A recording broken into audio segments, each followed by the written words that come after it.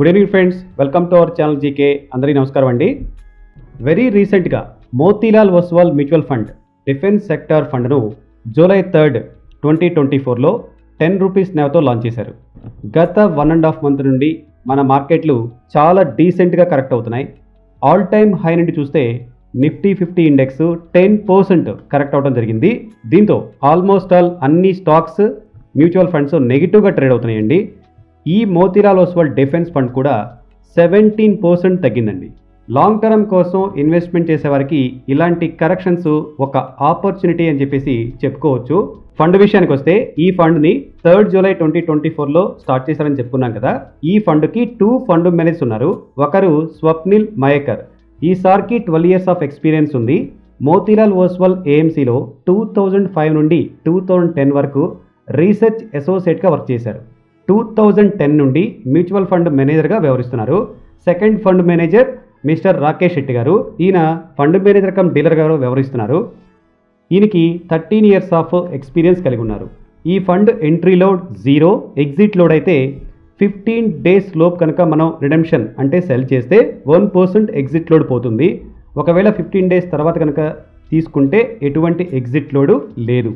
ఈ fund comparison bench mark Nifty India defence index fund అండి. Minimum 500 రూపీస్తో start చేసుకోవచ్చు. Minimum 500 rupees నుంచి మనం రిడెంప్షన్ పెట్టుకోవచ్చు.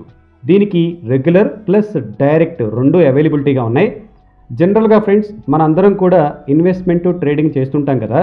ఇన్వెస్ట్మెంట్ కోసం అయితే సపరేట్గా ఒక అమౌంట్ పెట్టుకుందాం, అదేవిధంగా ట్రేడింగ్ కోసం సపరేట్గా అమౌంట్ పెట్టుకుందాం. జనరల్గా చెప్తున్నాను ఫ్రెండ్స్, ఎంటీఎఫ్లు కానీ లెవరేజ్లు కానీ డెట్లతో ఇన్వెస్ట్మెంట్ కానీ ట్రేడింగ్కి దూరంగా ఉండే ప్రయత్నం చేద్దాం. గత 2 నెలల నుండి ఎవరైతే డెట్లు అంటే లెవరేజ్లు తీసుకొని ఇన్వెస్ట్మెంట్ షార్ట్ టర్మ్ ట్రేడింగ్ చేస్తున్న వాళ్ళు 95% పీపుల్ చాలా ఇబ్బంది పడుతున్నారండి. స్టాక్స్ ఎవరైతే అప్పు తీసుకొని ఇన్వెస్ట్మెంట్ చేశారో ఇప్పుడు పడిన మార్కెట్ల వల్ల బ్రోకర్స్ ఎక్స్ట్రా మార్జిన్ మనీని అడుగుతున్నారు. ఇవ్వకపోతే బ్రోకర్స్ వారు ప్లెడ్జ్ పెట్టిన మ్యూచువల్ ఫండ్స్ని స్టాక్స్ని అమ్మివేస్తున్నారు. ఇది చాలా పెయిన్ఫుల్ విషయం అని చెప్పేసి చెప్పొచ్చు. కాబట్టి సాధ్యమైనంత మేరకు మార్జిన్, లెవరేజ్, డెట్ల విషయంలో కేర్ఫుల్గా ఉండండి. మన డిఫెన్స్ ఫండ్ విషయానికి వస్తే ఈ ఫండ్ ఒక సెక్టరల్ ఫండ్ కదా. టోటల్ అమౌంట్ మొత్తాన్ని ఫండ్ మేనేజరు ఏరోస్పేస్ డిఫెన్స్లో 67.31%, మ్యానుఫ్యాక్చరింగ్లో 16.51%, కెమ్ పెట్రోలో 16.24% ఎలకేట్ చేస్తున్నారు. Cash and cash equivalent -0.07% allocation కలిగి ఉంది. దీని యొక్క టాప్ 10 స్టాక్స్ కనుక మనం ఒకసారి పరిశీలిస్తే HAL, BEL, Solar Industries, Mazagon Dock, BDL, Cochin Shipyard, Garden Reach, Zentech, Data Pattern, Astro మైక్రోలు ఉన్నాయి. 1 month యొక్క స్టాక్ పెర్ఫార్మెన్స్ చూస్తే ఒక బిఈఎల్ 1.26% పెరిగింది.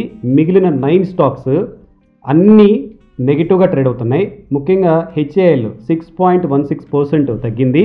వరుసగా Solar Industries 11.44%, Mazagon 5.32%, BDL 13.72%, Cochin Shipyard 16% round ఫిగర్గా, Garden Reach 14%, Zentech 6.74%, Data Pattern 7.41% and Astra Micro 7.51% తగ్గడం జరిగింది. ఎనీ మ్యూచువల్ ఫండ్ కంపెనీ అయినా సరే వారి యొక్క ఫండ్స్ను మార్కెట్లోకి లాంగ్ టర్మ్ ఒపీనియన్తోనే తీసుకొస్తారండి. ఏ ఫండ్ మేనేజర్ అయినా సరే quality is the highest priority, తర్వాత గ్రోత్, తర్వాత లాంగివిటీ, ఇవి చెక్ చేసుకొని మాత్రమే ఇన్వెస్ట్మెంట్ చేస్తాడు. ఒకవేళ క్వాలిటీ, గ్రోత్, లాంగివిటీ కనుక కరెక్ట్గా లేకపోతే ఆ స్టాక్స్ని టచ్ కూడా చేయరు. Each and every fund manager company యొక్క stock sales, cash flow, earnings మీద, డివిడెండ్ ఈల్డ్ మీద ఎక్కువగా ఫోకస్ చేస్తారు. అవి బాగుంటేనే ఇన్వెస్ట్మెంట్ చేసే ప్రయత్నం చేస్తారు. మనం అనుకున్న ఇప్పుడు ఈ టాప్ 10 స్టాక్స్లో ఒకసారి కంపెనీ యొక్క ఎర్నింగ్స్ ఈల్డ్, డివిడెండ్ని ఫోకస్ చేద్దాం. హిందుస్థాన్ ఏరోనాటిక్స్ అయితే ఎర్నింగ్స్ ఈల్డ్ 4.17% ఉంది, డివిడెండ్ ఈల్డ్ 0.82% ఉంది. బిఈఎల్ ఎర్నింగ్స్ ఈల్డ్ 2.95% ఉంటే డివిడెండ్ ఈల్డ్ 0.76% ఉంది. సోలార్ ఇండస్ట్రీస్ 1.54% ఎర్నింగ్ ఈల్డ్ ఉంది అండ్ డివిడెండ్ ఈల్డ్ 0.08% ఉంది.